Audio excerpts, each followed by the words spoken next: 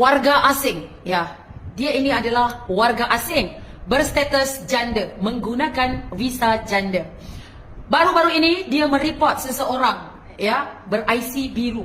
Kira warga negara lah, ya, suami isteri mereka ber-IC biru. Mereport ke balai polis dengan tuduhan menceroboh.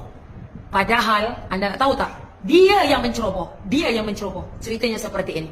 Ini adalah Rika, nama sebenarnya, ya. Nama samarannya Reka Gorgeous, artis yang paling terartis-artis, ya. Artis Malaysia yang famous pun dia tak sebut nama dia artis, ya.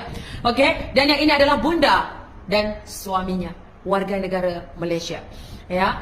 Pada ketika itu Reka Gorgeous artis ini dia nak join business dengan saya, tapi dia tidak ada modal.